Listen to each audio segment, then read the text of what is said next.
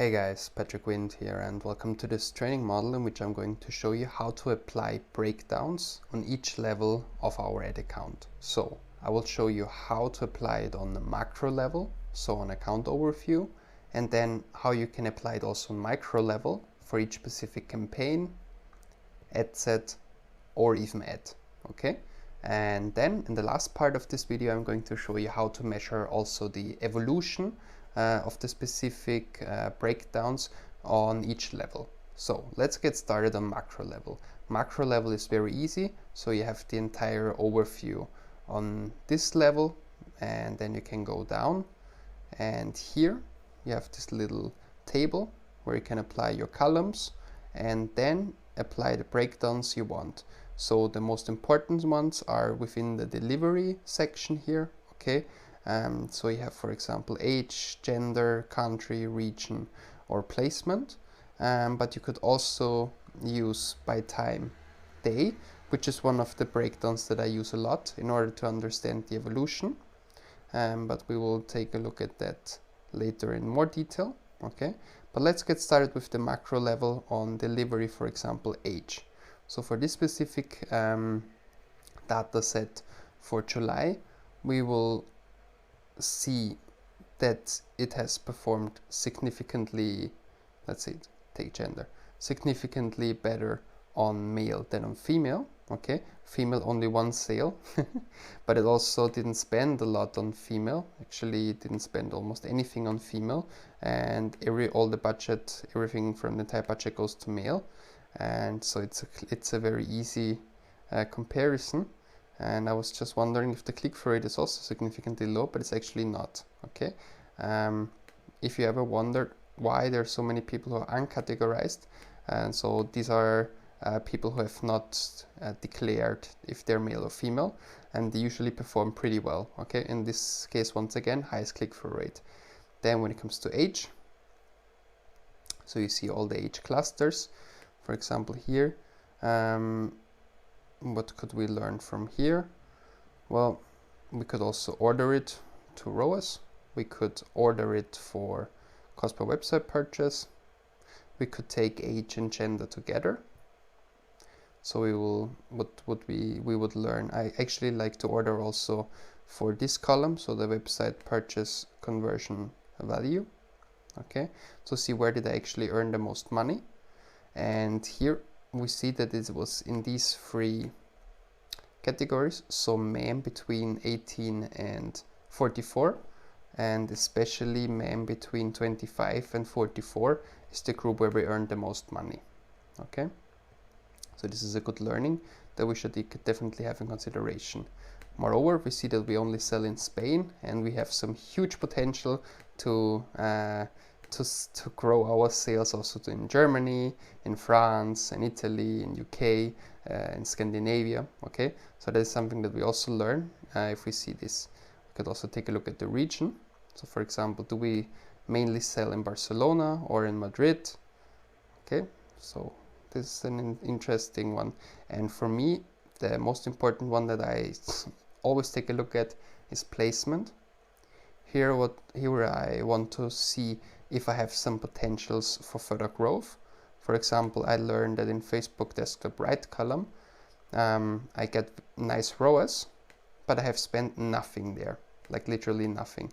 So it would be an option to create a specific ad set only for right column. That's something that I learned here. Then on stories, I see that I overspend for what I get. Okay, so stories do not work nicely here. So it could either be that the target group is not on Instagram stories, which is something that I do not think so much. I think that the click-through rate is probably just very, very low, and therefore this number is so bad. So, and this is actually the case.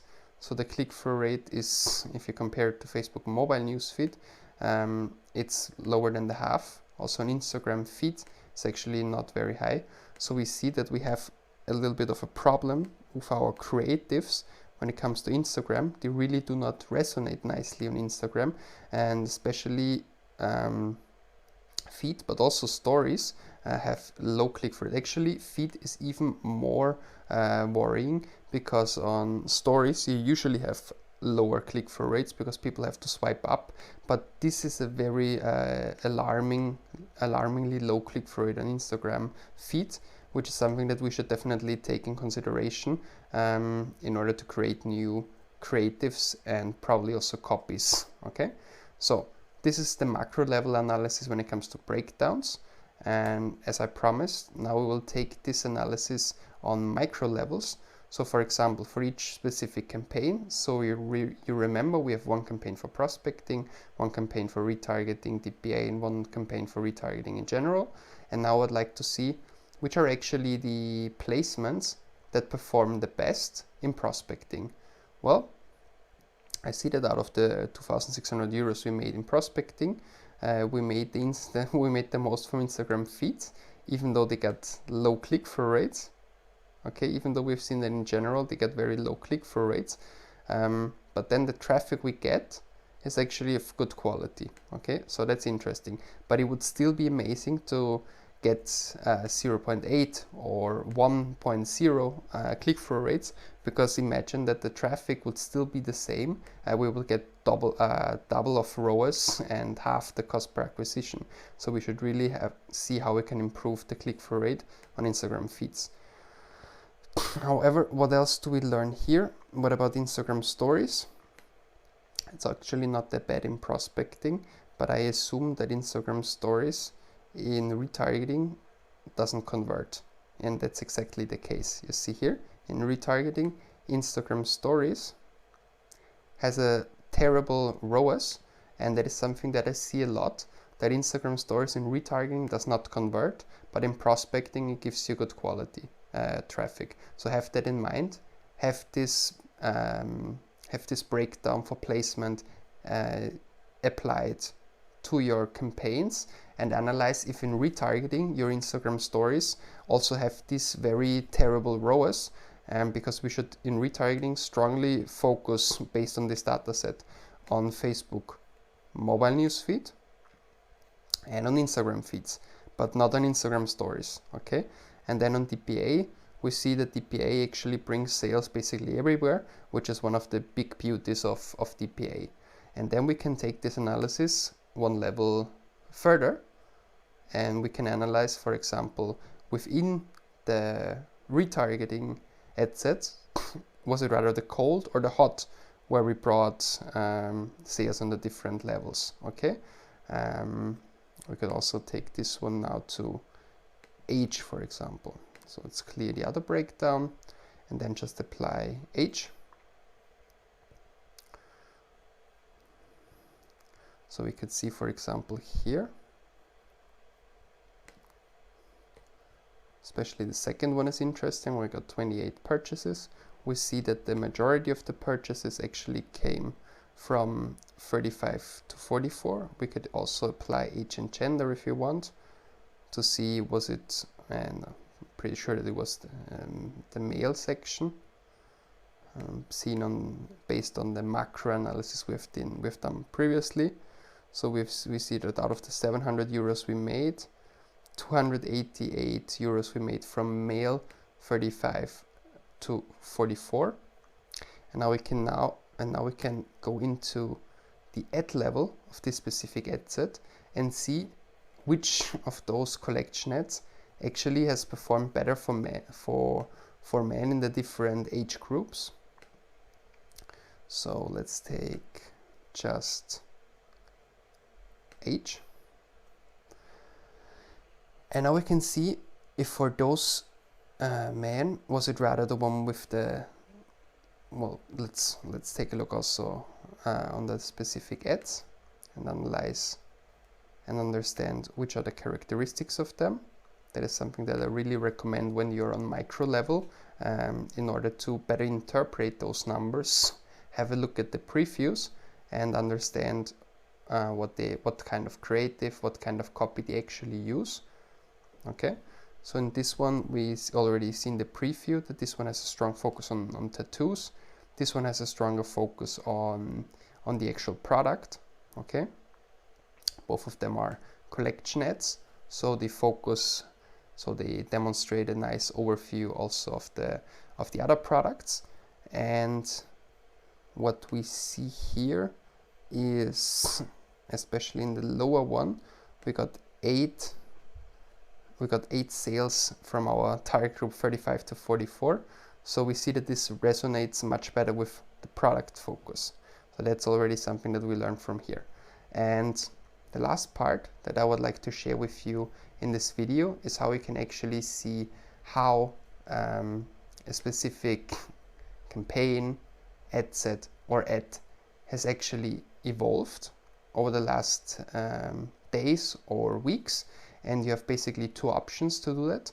One is you could either do a breakdown per day, week, or 2 weeks or month, whatever you want. This will help you to see if it has spent the entire budget, what about the CTR, how has the CTR developed over the past days, okay? This is very important. Wow, it's actually pretty cool here, very nice, okay? So this is something with the breakdown per day. And the other option that you have in order to analyze your specific evolution of, for example, of this specific ad set. These specific ad sets is you could do comparison, for example, last 7 days to the week before. So you would compare the last 7 days to the previous period. And then you will get those kind of columns where you can also compare, for example, the ROAS, and you could compare the ROAS of the last 7 days versus the ROAS before and the specific change. You could do the same, for example, for upper funnel KPIs like click-through rate, and you would see when it has performed better, when it has performed worse. You can see the change in percentage and also the change in absolute terms. And you can do this with every single step of the funnel. For example, you could also do it with website checkouts initiated. So this with absolute numbers is easy to explain. For example, in the last 7 days, 24. The 7 days before that, 17. So the difference is of course 7, and we got 41% more. So that was it in order to explain you the different breakdowns that you could actually apply not only on account overview but also in campaign, ad set, and ad level. And then I've also shown you that you can apply a different comparison and the breakdown by day, which will help you to really understand the complete evolution of your data. So guys, thank you very much for listening, and see you in the next video. Goodbye.